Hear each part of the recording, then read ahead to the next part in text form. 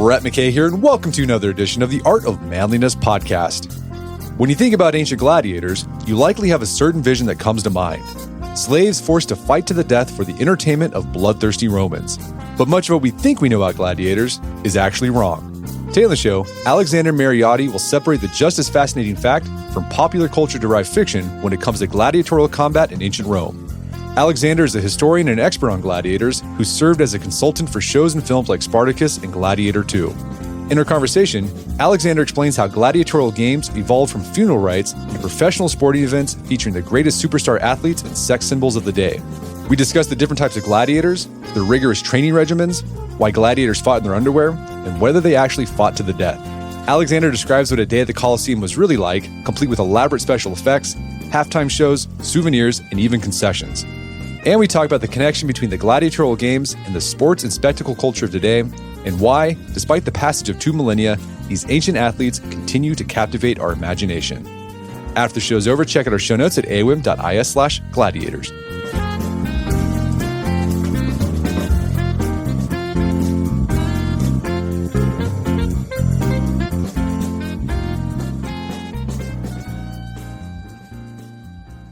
All right, Alexander Mariotti, welcome to the show. Brett, thank you so much for having me. What an immense pleasure. So you are an expert on the history of gladiators, and you've taken that expertise, you've done a lot of research, writing about gladiatorial combat in ancient Rome, and you've served as a history consultant for shows like Rome, Spartacus. You're there to make sure that the scenes they depict in those historical shows are as accurate as possible.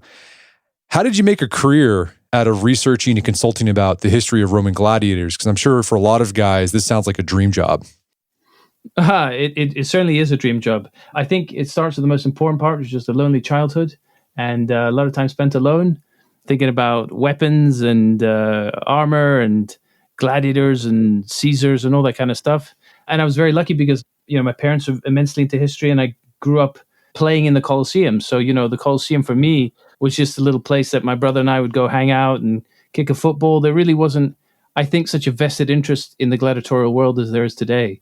So as I went on and I studied, I think it's just a world that kept calling me back. And the more I got into it, the more I was fascinated by it.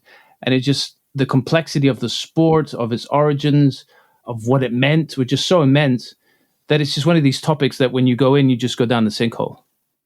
Well, I hope in this conversation we do today, we can let our listeners know more about ancient gladiatorial combat and dispel a lot of myths, because I think, we'll talk about this, thanks to popular culture, movies in particular, there are a lot of myths about how gladiators fought and what it was like to be a gladiator.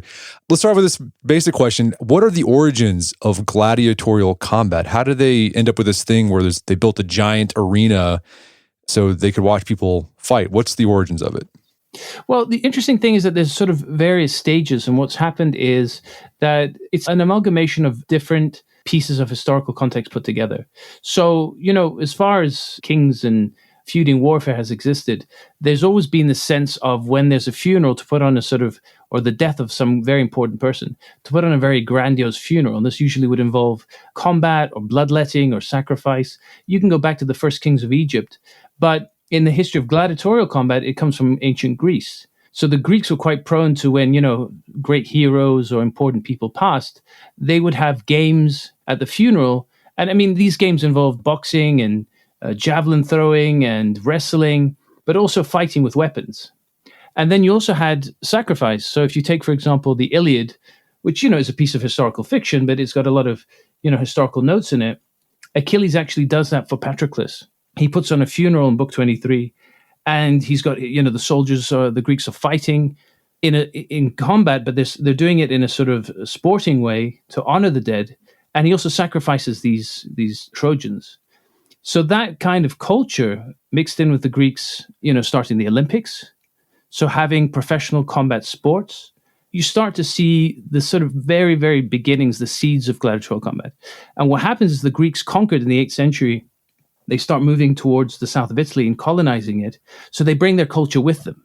So by the time that the Romans start to become a force of nature, they're really infused in Greek culture. They're infused with the culture that when there's a funeral, they have bloodletting. There's combat sports that they've inherited. And so slowly but surely, that's where the sport of gladiatorial combat starts to come from. Okay, so the seeds of gladiatorial combat came from the Greek tradition of holding combat games at funerals to honor the dead. And then wealthy Romans adopt this practice. How did these funeral combatants differ? And how did things then evolve into the gladiatorial games that we think of when we think of gladiators? So you would have these people fight over the funeral, but these aren't really, I wouldn't define them gladiators, because gladiators are what comes afterwards. They're athletes, they're sports figures. These guys are called bustiari, which means they come from the bustum, the fire. So they're the sort of, because obviously you cremated people back then. And these men would fight amongst the fire, or alongside the fire. Think of them almost as professional grievers.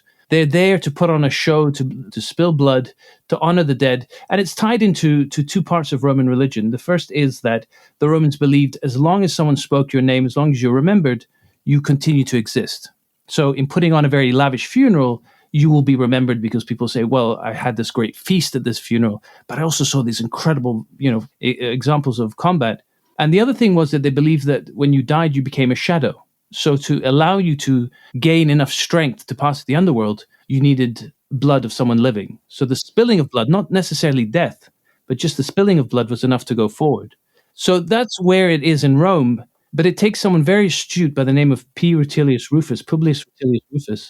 And in 105 BC, this guy just obviously has observed how much people reacted to the fights.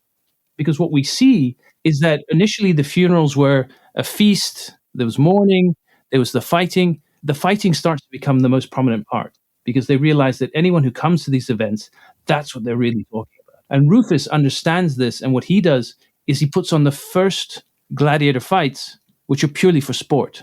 And from that moment on, the gladiatorial phenomenon really starts to build, because it's a sport of its own. It's born out of its own, and it's nothing to do with funeral rites, and it's nothing to do with death necessarily. It's to do with show, with spectacle. And when did that happen? That's 105 BC. Okay. So you're talking, again, 180 years before the Colosseum's even built, just to show you how much it progressed and how quickly. But another thing about Rufus, which is interesting, is he tells us just how well-trained these guys are. Because about 30 years previous, Rome had just got its professional army. So before that, the Roman army was a sort of series of people that were conscripted, brought together. They would fight the war and they would disband. So Rome didn't really have a standing army. This is changed by Julius Caesar's uncle, a man called Gaius Marius. So at the time of Rufus, the army's only 30 years old. And he actually realizes that these guys are so well trained, these athletes, these gladiators, that he goes to gladiator school in Capua, and he hires the gladiator trainers to train the army. And from that moment forth, he produces basically super soldiers, because any part of the military training from that point on is actually influenced by gladiatorial training. That's how well trained these guys were in 105 BC. Okay, so brief recap there. Gladiator games started off as a funeral rite, and then it shifted to just the fight itself. It became just public spectacle. It was basically like an MMA fight today. It's exactly, an MMA fight today is gladiatorial combat. It's just it doesn't have the weapons. We're not there yet. I'm sure in a couple of years, someone will say, why don't we put weapons with these guys? And what a great idea. And then we'll have come full circle to the Romans. But I mean, the fact that MMA exists speaks to sort of just how much we are like the Romans. We shouldn't be surprised at this. Human nature hasn't changed profoundly in the last 2,000 years. The desires that man holds, whether to be successful, to be remembered, to be loved, to be powerful, these are sort of universal themes that repeat themselves because ultimately people repeat themselves. And so it shouldn't be surprising that in our culture, despite how civilized we think we are, we still find that one of the biggest sports in the world involves two men in front of, 80,000 people in an arena, beating each other out to see who's the most primally powerful. What role did gladiatorial games play in Roman social and political life? Oh, they played an immense part. Actually, that's one of the things that fascinates me so much about the gladiatorial phenomena is that it was responsible for the Roman Empire. I don't think you would have had the principate, the emperorship, without gladiators. Because when you look at the emperor and you look at the poorest in Rome, most people did not live like the 1%. So what does the 1% have in common with the 99%?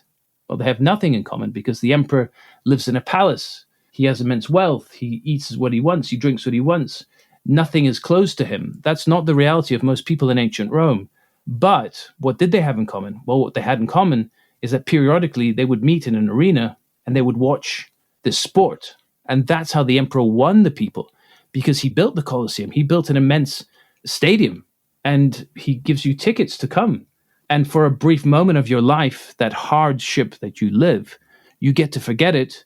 You get food, you get wine, you get games, you get beast hunts, you get gladiator fights, you get ship battles in the Colosseum, and all because of this very gracious and, generous figure. And so you love the emperor, and in exchange, he rules.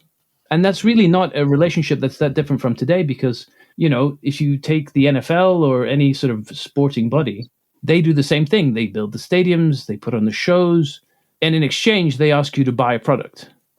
Now, in ancient Rome, the product was the emperor's power. Today, it's some sort of, product placement. But it's the same relationship we have with our sports today. And what's interesting too, I did some reading in preparation for this, is that even the emperors who weren't really fond of the gladiatorial games, they had an aversion to it. Like Marcus Aurelius, for example, he wasn't keen on them. He put limits on the gladiatorial games, but he still put them on because I guess he thought it was just something he had to do to maintain his power. Oh yeah, it's part of it. The power of celebrity is something that's universal. You see it today whenever, we recently had elections, and you see how celebrities roll out for their candidate and they use their sway and their popularity for a cause. Well, it wasn't that different. If you had the top gladiators saying that you were the best emperor and what a kind guy, and out comes a champion gladiator and the emperor lavishes him with gifts and he says, what a great emperor we have. Well, it's the same concept, really. And it seems like there's also, even at the peak of gladiatorial combat in the empire, in the Roman Empire, there were a lot of criticisms of it. You could find criticisms, just as you'd find criticisms today of MMA fights.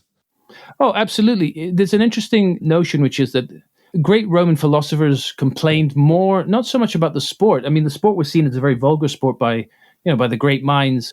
I mean, Marcus thought it was a vulgar sport. He loved wrestling. He thought wrestling was a very noble sport. He didn't think gladiatorial combat was. But it was more about the effect that it had on the people. That's the interesting part, because they're more concerned that these games bring out the brutal side of man. And the Romans, just like the Greeks, had a great philosophy about man being in constant battle with his urges. So you see things like the centaur or the story of the Hydra with Hercules. They're really metaphors for man being half beast, half, divine, and in a constant battle to fight your urges. So you really should try and become more divine.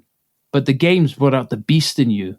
And that's what Christians had a problem with gladiator games. We always think that the gladiator games stopped because the Christians were so noble and they wanted to save the lives of gladiators. Well, the truth is the gladiators weren't dying. That's not the problem.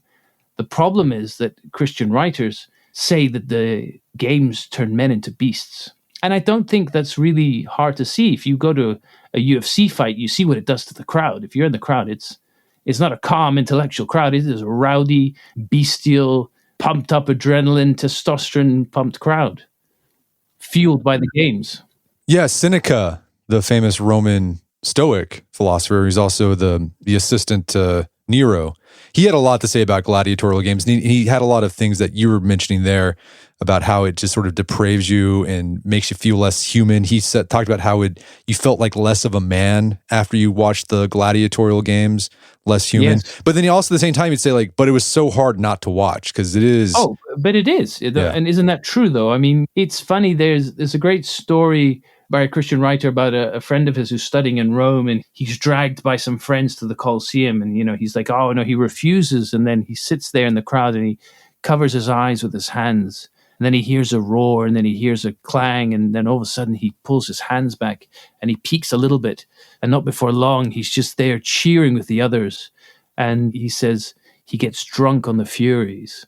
And I think that's very true. If you watch, when we watch these sports, it does bring out a side of us that's primal, that's sort of genetically in there. And it's meant to. I mean, it's meant to. Then the purpose of the games is, whether it's MMA or gladiatorial combat, it's about the toughest. It's about survival. It's about an example. And that's when you reach the philosophical side of gladiatorial combat, which is that they represented to the Romans this great philosophy, which I think would be perfect for a podcast called The Art of Manliness, because the manliness to the Romans was virtus. And what virtus was a physical and mental endurance, that you basically could survive anything physically and mentally, to be the toughest of the tough. And gladiators were that because they were incredibly well trained, they were physically brilliant, they were courageous because they fought in a fight that you could die from. You could die from your injuries. I mean, you weren't joking around. But you also were a great sign of resilience mentally, because in the midst of battle, when the referee told you to stop, you stopped. That takes great self-control. So we don't really see the gladiators as such, but they are a wonderful example of self-control because they are obedient to their trainers, to the referee, to the emperor, and not to their instinct and their adrenaline. That's virtus.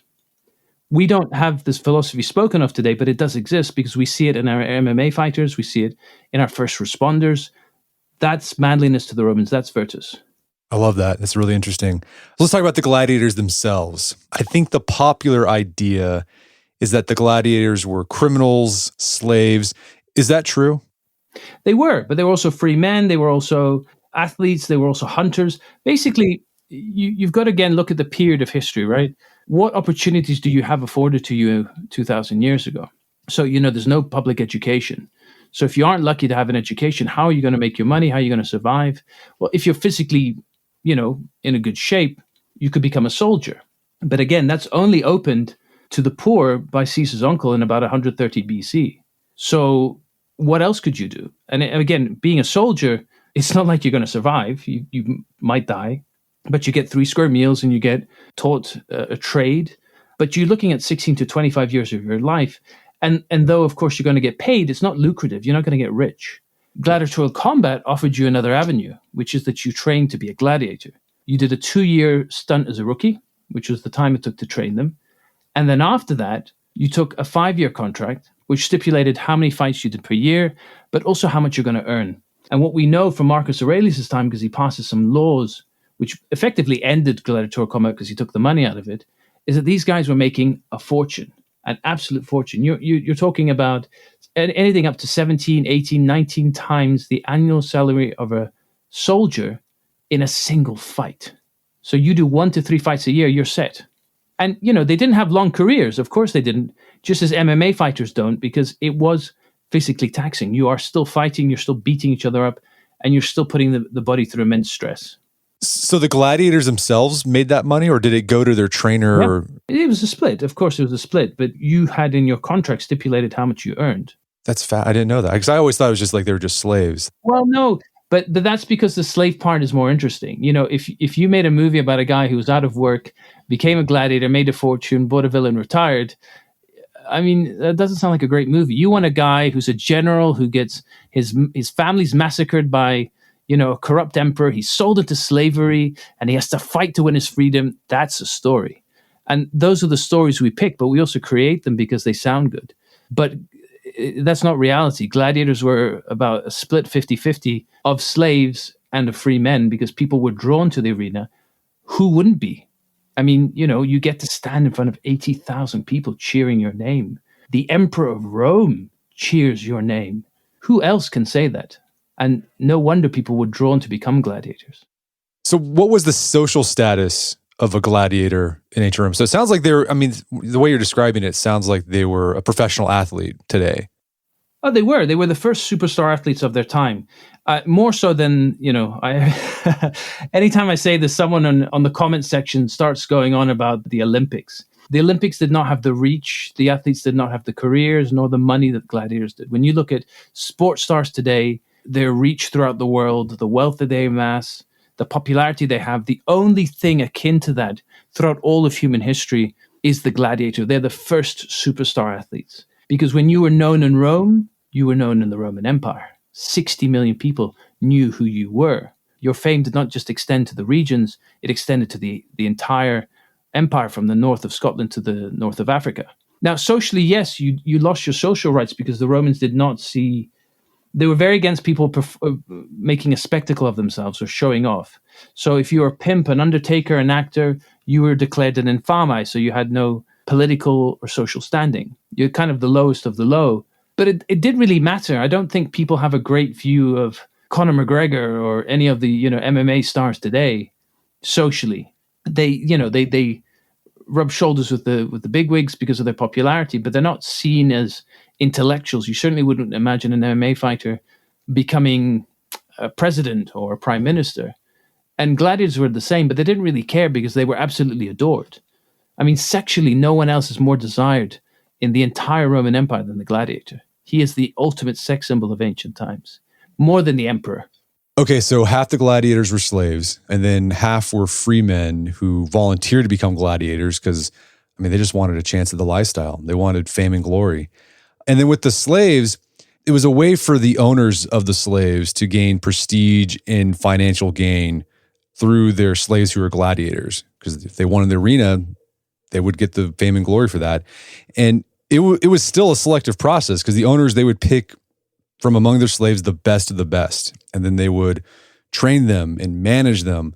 It was kind of like investing in racehorses. Yeah, the gambit of people who would become a gladiator, you had to be tough, let's be honest. You had to be physically exempt. You had to be really the sort of physical specimen of perfection because you had to have the body to do it. Not everybody became gladiators. This notion that poor slaves were thrown into the arena and told to fight is just utter nonsense because you're talking about a warlike society who knew combat, who saw war, who saw carnage. So the shows had to be better than the battlefield. And it's true because the battlefield was scrappy. It was ugly. The battlefield was not beautiful. It was murder. We sort of sanitize combat for show because when we watch movies, these great battles with these great moves, it wasn't. It was people hacking each other like animals. The arena was different. It was skillful. It was elegant.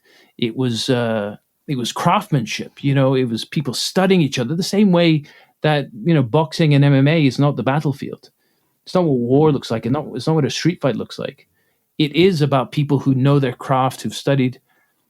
So the gladiators kind of gave people the sort of show that they wouldn't have seen anywhere else. Something else that I've read, and you can correct me if I'm wrong on this, with the idea that some gladiators are criminals, because it gets kind of confused or conflated because criminals could be sentenced to fight in the arena as a form of capital punishment. This included Christians because Christians were considered criminals. So it's like, we're going to pit these people against a lion, but that wasn't gladiatorial combat, right? No. So there's three very specific categories which always get sort of amalgamized into one. And later writers, especially Christian writers, kind of confound things that they'd never seen. They're it's kind of like people studying me. If I write a book about Napoleon, like a source, and me telling you, well, Napoleon looked like this and he did that. I can hypothesize, but I'm 200 years from Napoleon. And when you've got writers 2, 3, 4, sometimes 500 years after the gladiator games talking about gladiator games, they don't know really what they're talking about. They're talking about something that's sort of a whisper that's kind of come along. So you've got beast hunters, which were bestiarii or venatores. So you had guys who basically were hunters, professional hunters who fought animals, or people who kind of tried their luck and were forced to fight against animals. But gladiators do not fight animals for the simple reason you cannot control an animal. So when you've trained a guy and you've spent money feeding him and clothing him and housing him and having a doctor on call as gladiators did, and then you put him against the lion is probably going to destroy your asset. Then you've got noxai, and noxai are criminals. So at the halftime show involved criminals being executed. Now that's simply because logistically the emperor has now the attention of 80,000 people who have come to see him. So here's a little bit of an interesting part of someone fighting a lion. Excellent. Now I've got your attention. Here's a bit of music. Here's some fire eaters. And now we're going to condemn the criminals because I want you guys to know that if you cross the lines, if you defy me and defy my rules, this is the consequences. So it's public execution. And those people were people thrown into the arena told to fight to the death or pitted against animals. But they are not gladiators. The gladiators come afterwards in the afternoon, and they are, again, professional athletes who've spent two years or more training, who've been fed, clothed, skillfully trained, and sort of brought up in a social way to get a following, which is still important today, so that when they perform, you want to see them. But they are nothing to do with the other two categories. Okay, that's interesting. I think that's a good clarification there. We're going to take a quick break for a word from our sponsors. And now back to the show. One thing I thought was interesting is that there are different types of gladiators. Yeah. So you have this section of guys who fought one-on-one, but there was different types, just like there's different positions in American football, like a linebacker or a running back. The same thing with gladiators. What type of gladiators existed?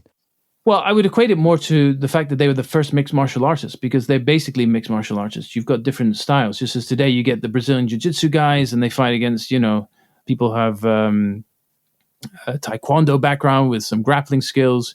What you have is you've got different categories of gladiators and they have different fighting styles. And this is predominantly based off the type of armor they have. So basically you get two definitive types of gladiators. You get scutari and parmellari, which are ones with a large shield called a scutum. It's about a 4-foot shield, and it's the one that's used by the Roman soldiers. The parma is a smaller shield, usually square, sometimes round, and depending on the type of armor, the type of category of gladiator, they're going to have very specific helmets, and that's going to change the way they fight. So some of the most famous are, for example, the retiarius. He's the netman. He's the only gladiator who didn't have a helmet. He had only a shoulder guard, and he had a net and a trident and sometimes a small dagger. But he's got no armor whatsoever except for the shoulder guard called a galera. So you think that's fairly unfair because any strike, any sort of blow he's going to get is going to give him a wound. And he's going to fight against someone like a secutor. Secutors had very large helmets, looked a bit like a fish, very small eye holes, a fin on the top. He had a manica, which was basically segmented armor, much like you see in the Roman soldiers, covering his sword arm. He has a large shield called a scutum, and he's got greaves called ochres. So very well armored guy against a unarmored guy. Well, that's because the guy without the armor, without the helmet, is going to be very quick, very nimble, and his fighting style is going to be sort of jabbing a lot, keeping his distance with the trident, swinging the net to confuse him, and eventually sort of tire his opponent out and win points. Whereas the secutor, being very heavily armored, is going to be a thicker set guy, more muscular. He's going to be slower but more powerful. So he really has to study his moves because he's got to work on the expenditure of energy. And think how exciting where you do have guys with different skills, different armor, different physiques fighting it out because you've got your favorites, but you also see the skill of the fighter. And something about the armor. Didn't all gladiators fight bare-chested or just had like a toga? And some of them had like their greaves, but other than that, that was pretty much it. Well, it's an interesting thing. In 174 BC, gladiators appear in underwear. Now, you can see this in a place called Paestum in the south of Italy, in these beautiful 4th century BC frescoes. So they're the first images of gladiatorial combat we have in Italy. And they look just like a Greek, again, they're a copy of a Greek funeral, so they look just like what you see in the Iliad. But what you see is these guys are in underpants, which is called sublegaculum. It was a piece of linen fabric that was sort of tied in a triangular fashion around you, basically like briefs today. And the reason why gladiators are placed in them is because they're trying to save their lives. So it's interesting that these guys always fought in their underwear. And the reason why is because if you wore a tunic and you got a wound, the wool or the linen, if any of those scraps went into your wound, you had a very high probability of infection and dying. The Romans knew this 2,000 years ago. You know, that's one of the major causes in the American Civil War was death by infection because of the wool tunics that kept going into the wounds. So the Romans, to mitigate this, already know this 2,000 years ago, and they have gladiators fight basically in their underwear for the entire time to preserve them, to save them, which tells you that the whole thing of a gladiator dying is not what we think it is. It's nonsense. Yeah, I want to dig more into that myth that they fought to the death. But before we do, let's talk about the just sort of daily life of a gladiator. So if you became a gladiator, you had to go to a school. It's like a training camp, and you basically spent your life there. What was life like in a gladiator school? Well, it was, let's not joke around. The moment you went into gladiator school and you took the oath, whether you were a free man, whether you were a criminal, whatever you were outside was irrelevant. You became clay to be molded by the lanista and the doctore, the gladiator trainers. So you can expect that their lives are most like professional athletes today. Think of MMA fighters. You are taught combinations. You're doing physical training to build yourself up, so weight training. So they had a very intense system called the tetrad system, which was a 4-day training program that was invented originally for the professional athletes of the Olympic Games. And so basically the first day you have like a preparatory day. So you do sprints, you do some light weights, you do some jumps. The second day was like the intense training day.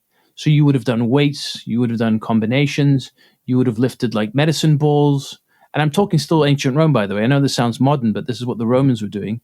The third day was a rest day, which was very important. So you ate a good meal. You might have had a bath. You might have had like a sauna or a steam room, which the Romans had. And then on the fourth day, you did specialized training. So that would have been the day that you would have done weapons training, tried out your combinations, had your trainer, do your 1-2s against the post. All right, so if I strike you with the left and I come with a shield, you're going to duck at this point, come back with a shield hit. So that's would have been their sort of daily, or their week to week. And when they were coming up for a fight, the intensity of the training would increase. And then when they were off season, they would bulk, they would eat, they would train lighter, and they would prepare for the next fight. Exactly like professional athletes today. Yeah, that sounds exactly like a professional athlete training. Speaking of their diet, I've heard that they ate so much grain that they were called barley men. Is that accurate? No, it's accurate and it's not accurate. Yes, they were called barley men. They did obviously have look, you've got to take people and give them a diet, right? So they're going to do a lot of weight training. They're going to do a lot of physical exercise. People have tried to use this politically to say that, gladiators were vegetarians. Nonsense. If you can find a vegetarian heavyweight boxer of the world, I'd love to meet them. You needed protein, of course. So they had a thing called pulse, which is like a barley spelt stew, which would have been the main basis. A little bit like if you imagine for sumo wrestlers, they give them like a big sort of stew to beef them up, right? Because you're taking someone off the street and you're like, right, I'm going to make you into a gladiator. How do I do that cost effective? But they will have, of course, eaten meat and fish and cheese and pretty much everything. Okay. So yeah, these guys, they were professional athletes, and so they were trained like professional athletes. Right. Let's talk about the arena where they fought. I think the most famous gladiatorial arena is the Colosseum in Rome. Of course. But were there other places that they fought in the Roman Empire? Oh, yeah. I mean, there was amphitheaters all around the Roman Empire. It's why I think we are so Roman today is that, if you go back 300-400 years ago, there was no stadiums around the world. The stadiums started popping up because of the popularity of baseball in America and cricket in England in the 1800s, end of the 1700s. And so they started building stadiums, but 80,000 spectator stadiums, they only started popping up about 80 years ago. So nowadays you can go anywhere in the world and there's stadiums for all sorts of sports. And that's very much indicative of the Roman world, where you could go to North Africa, you go to Spain, you go to Gaul, Germany, Scotland, and they were amphitheaters of various sizes. The oldest surviving amphitheater dates to 70 BC. It's found in Pompeii. It's an incredible place. It's only a 20,000 spectator stadium, but still not bad for a small town. But yes, the Colosseum is, it's the Super Bowl. It's the place you want to fight at who wouldn't? Again, 80 to 80,000 people. Some say 50, but I tend to think they were more in the higher region because we don't have any seating, so we don't know the exact size. But nevertheless, 55 to 85,000 people cheering for you. I mean, what a sensation, what a feeling. Imagine coming out of those undergrounds and a tunnel and someone cheering your name and 85,000 people erupting. And it's such an intense feeling that people chase it today, and very few of us get to experience it. But imagine what it must have felt like 2,000 years ago. Did it work like how you see in the movie Gladiator, where, there were gladiatorial arenas in different parts of the empire, like North Africa? Did you work your way up until you got to the Colosseum? Is that how it worked? You could do, yeah. Or you could do the reverse, which was that once you were kind of a veteran, and you're kind of a little bit past your day, you could still go fight in the lesser provinces. Just as you see sports stars today, when they kind of hit their heyday, they go to different leagues and maybe a little bit lesser prestigious leagues, but still, your name kind of rang true and was still a draw. So, I could give you a great example, Mike Tyson. We recently saw Mike Tyson fight. Yeah. Who's he fighting against? Who cares? It's Mike Tyson. Has he fought in a while? No. Does it matter? No, it's Mike Tyson. It's, his name is legendary. Imagine applying that to Gladiators. So you're the guy who won the fight, in the Colosseum in 97 AD. And okay, that was 20 years ago, but still you're in relatively good shape. You can go to North Africa. You're a little bit overweight. You're not quite the guy you used to be. You're not quite as fast, but people still know who you are. They want to see you fight. Speaking of the Colosseum, is it true that they filled up the Colosseum with water to do naval battles? Yes, absolutely. And that's in the beginning. And it's to do with a little piece of fortuitous history, which was that the building of the Colosseum incredibly came out of some very bad luck for the Emperor Nero, which was the misfortune of the fire of 64 AD. So a natural disaster changed the world politically, socially, and culturally because the fire made Nero unpopular. It wasn't his fault, but his political rivals blamed him for it. 4 years later, he plunges a knife into his neck. He kills himself. And the next emperor that eventually comes after a year of civil war is a sort of down-to-earth guy called Vespasian of the Flavians. And he says, okay, so the emperorship's in trouble. How do I win popularity? Well, I'll tell you what, let me take this a piece of imperial land. I'm going to build a free cinema, theater, sports stadium all into one out of my own pocket. And I'm going to give you guys free tickets and you're going to see the greatest show on earth. But where they built it was on an artificial lake that Nero had built. So they drained the lake, but they used the drainage system for the Colosseum. So in the beginning of the Colosseum, when it was first opened, there was no underground. There were no lifts or trapdoors and pulley systems. That all comes afterwards as the games get more elaborate. But they did have the drainage system, so they could drain it and they could pull the water from the aqueducts and then dump it into the river and have ships come out and do mock naval battles. But eventually the Colosseum games got so elaborate that they had to build under the sands a series of trapdoors and lifts and pulleys, and they moved them to a lake called Nemi because it was just easier to do. The guys who took part in these naval battles, were they your typical gladiator or were they another genre or breed? They tended to be criminals. They tended to be criminals because it was, again, particularly dangerous. You've got to think of actors and stuntmen, Your actor's the asset. He's the guy that you just can't take a risk with, so you use the stuntmen. Kind of the same way you'd use criminals. And in fact, it's from criminals and from a naval battle that we get one of the most famous misconceptions of gladiators, which is that during the time of the Emperor Claudius, they basically organized a naval battle, and these guys, these criminals, knew that there was no chance they were going to survive. So, at least you got to give a criminal a chance and say, look, if you fight, you might win your freedom. But they knew they had no chance, so they shouted to the emperor, "Hail Caesar, those who are about to die, salute you." But they were being facetious. It was almost like saying, well, thanks very much. We're about to die. Hail to you, great Caesar. What kind of a person are you? And Claudius finds this funny, and he actually retorts, or not. And so they take it as a pardon. They take it that the emperor's pardoned them. And he has to hobble down because he had a medical condition. And he has to try and convince them to keep fighting, to put on show for the spectators.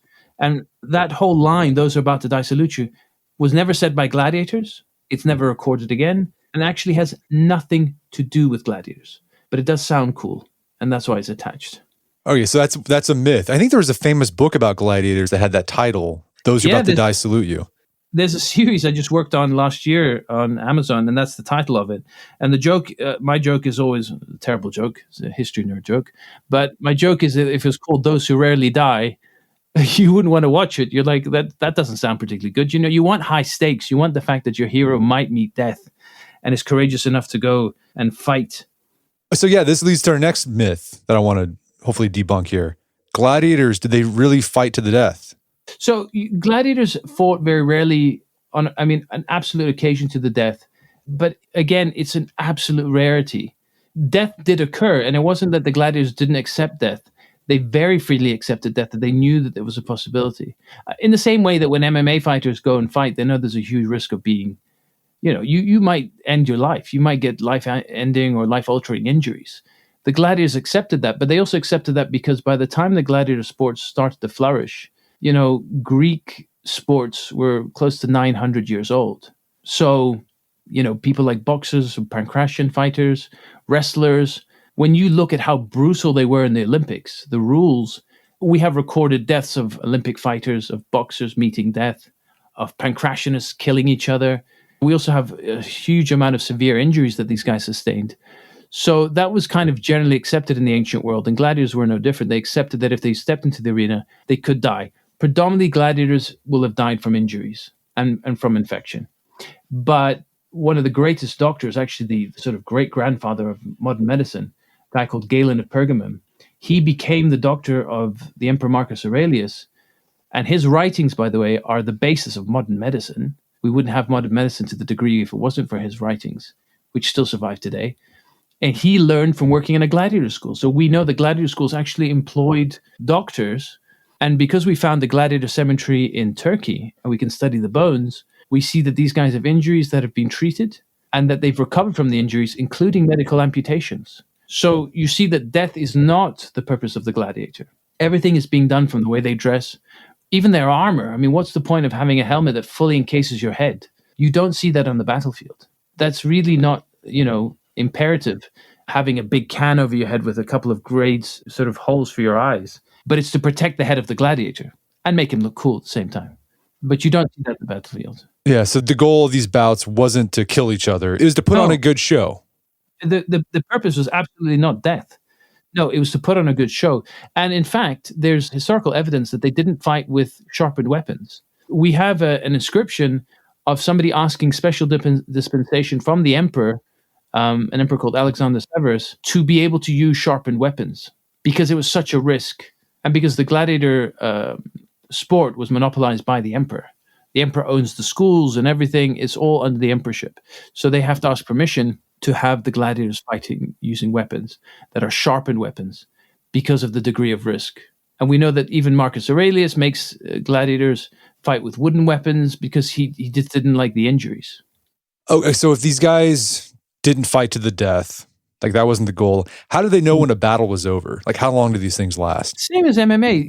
It's interesting is that we've worked out through how many games went on in an afternoon that your bouts were between 3 to 5. You had rounds, first of all, because you had referees. You had one in the middle, one in the side, the rudis and the seconda rudis. So exactly like today, you had a guy in the middle of the fight, guy in the outskirts kind of giving you the opinion. They fought in rounds because, again, this is the sort of interesting part of my work, is when I was younger, I spent a whole period, I was an ex-athlete, so I was very physical. And I worked at the museum where we rebuilt all the armor, the weapons, and we said, right, how do these work? And tried on the helmets. And I can tell you that when you've got one of these helmets on, and I played American football, it's hard to have everything on. You do short bursts because otherwise you'd be exhausted. So you've got to take the helmet off. So the gladiators would have been the same because your breathing's hugely restricted, your vision's hugely restricted. They're very uncomfortable helmets, even with padding. The weight of the armor bears down on you, and you're fighting in the Mediterranean heat. So they fought in rounds, and they had points. And the referee would, of course, then go ultimately to the crowd and say who won. And people would give their opinion, and then you would name the winner. So, just the same way, how does somebody win a boxing match or an MMA fight? Kind of give us an idea what the games were like. So if I were a citizen in Rome and I heard, okay, there's games planned for this week, what would Rome be like? What would the Colosseum be like on that day of the games? Well, I want everybody who's listening to this to appreciate one thing. We live in a time where we can go to stadiums of 80,000 people. So we're at a huge advantage that anyone has been throughout history to understand the gladiator games because we know what the sound of 80,000 people sounds like. We know when we go to the games that it's an all-day thing, just as it was in ancient times. And by the time you're walking towards the arena, or you can see it in your vision, you've got a whole bunch of very excited people. There's that sort of energy in the air. You're ready to go do some tailgating, some cooking and eating, which is what the Romans would have done. You've got your ticket in hand, which is called a tessera. It's a coin. It has a number on it, so it doesn't matter if you speak Latin or not, because still today on the Colosseum, when you see the arches, it has numbers that corresponded to tickets. So they had a gated, ticketed system in 81 AD already. When you walk through the stall, there's a guy who checks your ticket, lets you through, you go up some stairs, and as you come out of a second set of stairs, you walk out onto the arena, onto the stands.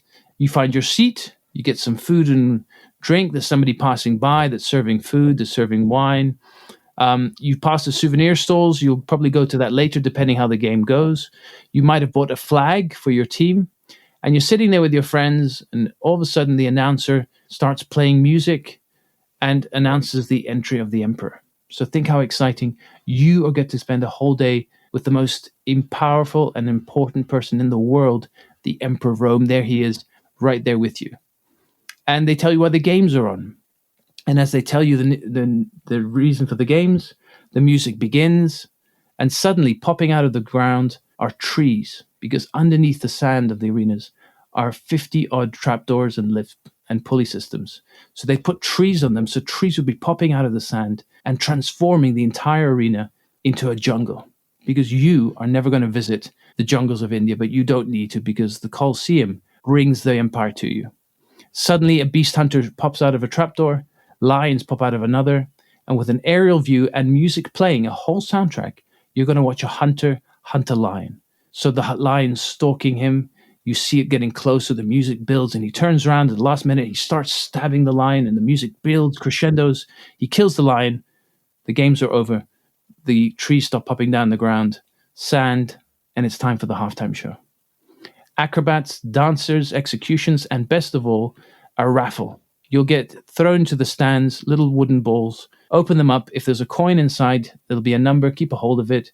And later they'll call that number, and you can win a horse, grain, even a villa. What a great guy the emperor is. You start to see that democracy is overrated. You don't get free stuff. But when you've got an emperor, you get free tickets, free food, free wine, free things. And the best part is yet to come. Because when 4 o'clock reaches and the weather gets a little bit more moderate, that's when the gladiators start. So music plays, and out comes from the dugouts. You know, the lesser known guy build up the title fight. That's why we're here. This is the trilogy match between two gladiators. You know, one's won one battle, one's won another. This is the epic third that's going to settle it. Who is the champion gladiator of the Colosseum? And as the music plays, guy comes out, people cheer, music plays, another guy comes out, people cheer. And with music playing, you get to watch them fight. And then at the end, when your team wins and the crowd erupts, you get this feeling of euphoria, or you might be on the other side and get the feeling of absolute dejection. But then you leave, and for one entire day of your life, you aren't, you know, an accountant, a lawyer.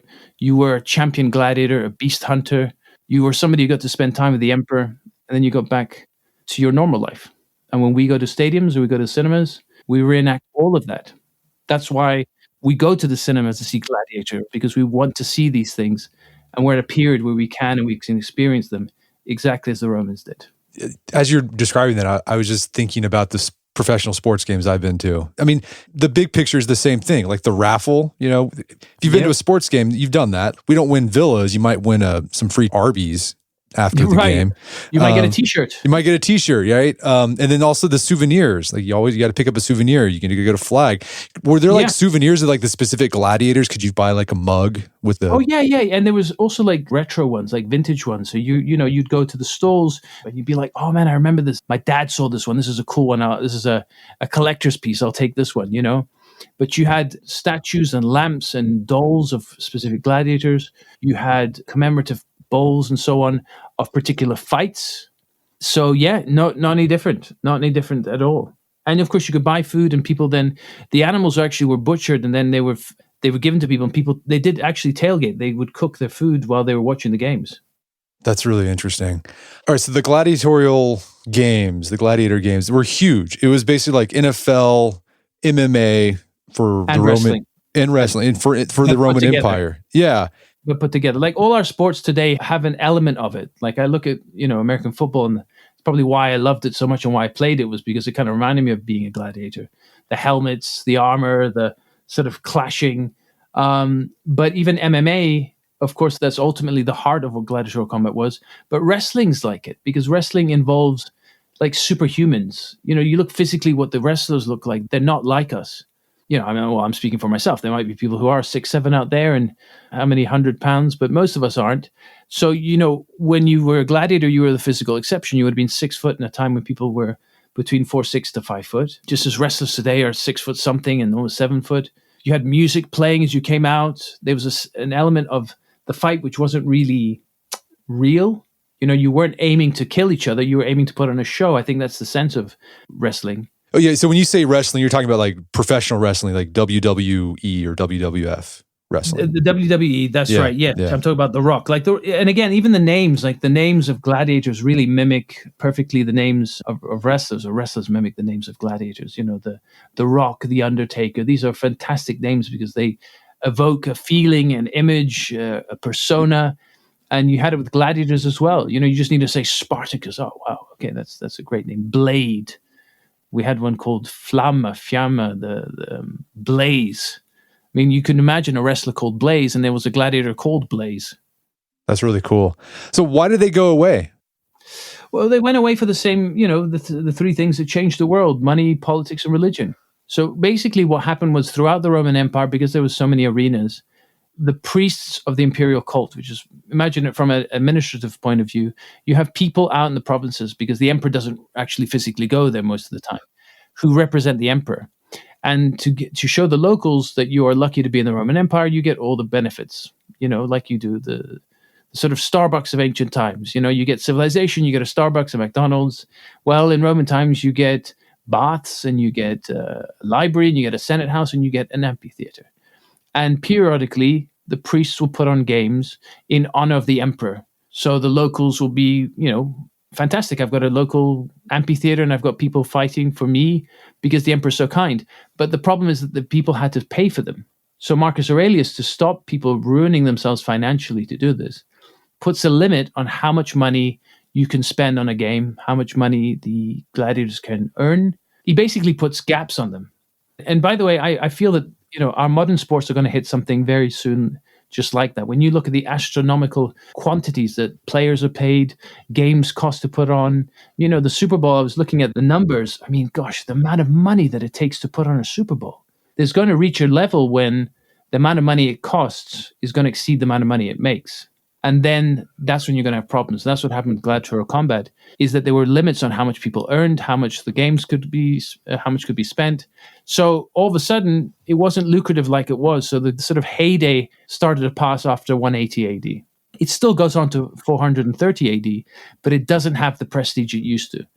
And I think a good example of this is baseball, where I don't think baseball is quite as prestigious as it was because the money's kind of gone out of baseball. So, if I'm an athlete, do I want to be a baseball player, or do I want to be a basketball or an NFL player? Well, who makes the most money?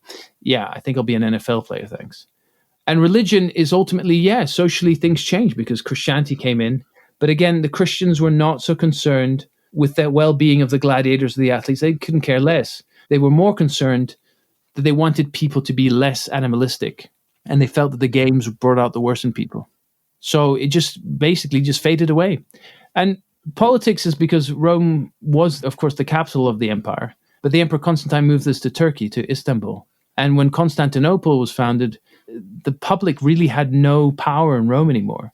So the point of putting on the games was to win people over politically, to keep them happy, distract them. But when they had no political sense anymore, political power, it made no sense. And they didn't do it for them anymore. And of course, that's where the Colosseum was. So it faded into history. So there's been a lot of movies made about gladiators, and you've consulted on shows about gladiators. Do you have your top 3 favorite gladiator movies? My top, I like, I love them all. I love them all because they all have aspects that I love. Obviously, Gladiator 1 was amazing because it brought the Colosseum to life. I don't think anyone really had a sense of what the games were like visually until Gladiator came along. There's this great shot where Maximus is fighting Tigris in the middle of the arena, and it's like a wide shot, and you just see the whole arena, and you realize people were just concentrated on 2 little figures in the middle. I do love the series Spartacus because I think it gives you a real sense of what the gladiator his life was like, the sort of sex, drugs, and rock and roll of its time, or sex, wine, and I guess harp music, whatever the equivalent was in antiquity, probably opium, I suppose. But it really showed the sort of life of the gladiator inside the ludus. I thought that was great. And of course, the sex involved, because that was a huge draw. You became a sex symbol, sex is a major drive for anybody. And being a gladiator was a sure way to be just an object. And it's amazing how many objects we find related to gladiators and sex from antiquity. So I like different shows for different aspects. And even Gladiator 2, I have to say, I really loved Gladiator 2 as well. I did some work on Gladiator 2. And I thought just the views of the Colosseum. Who's ever seen a naval battle? We just got to sit and watch a naval battle in the Colosseum, brought to life with our technology. And how fascinating that to us it's amazing. And then you think, imagine what it was like when you saw it in real life 2,000 years ago. If it amazes us who have all sorts of spectacle to, blow us away in technology, and yet we can still sit and see 2 ships in a Colosseum go, wow, that's cool. Imagine when you saw it in the amphitheater 2,000 years ago. Last question. Why do you think people continue to find gladiators so compelling, even in the 21st century? I think it's an easy one. I think there's a variety of reasons. The first is because we still admire Virtus, because we still, admire strength and courage and resilience, just like the Romans did. You see it in our superstars and our sports stars, our superheroes. The gladiators were the first version.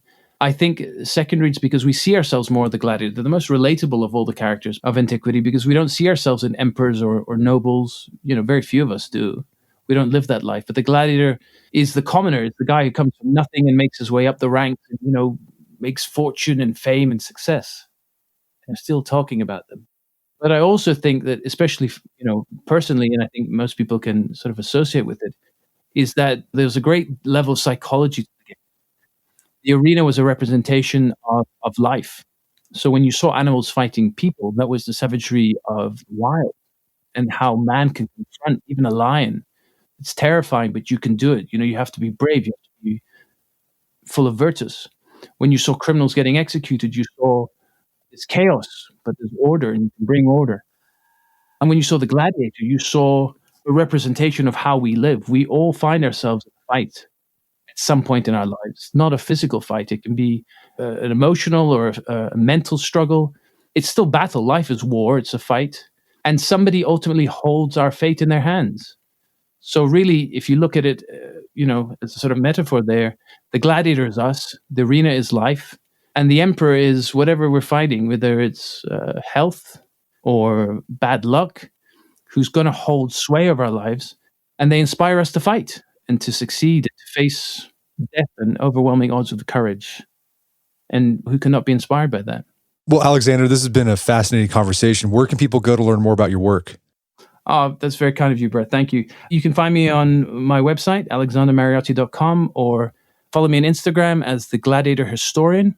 I usually put out all sort of my talks or appearances, or come visit me in Rome.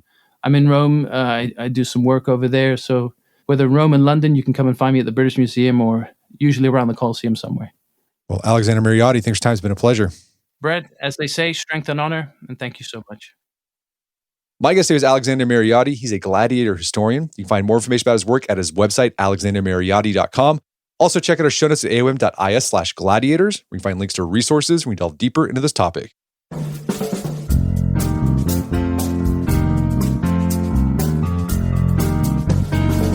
Well, that wraps up another edition of the AOM podcast. Make sure to check out our website at artofmanliness.com, where you find our podcast archives, and check out our new newsletter. It's called Dying Breed. You can sign up at dyingbreed.net. It's a great way to support the show directly. As always, thank you for the continued support, and 10 X times Brett McKay, reminding you to listen to the AOM podcast, but put what you've heard into action.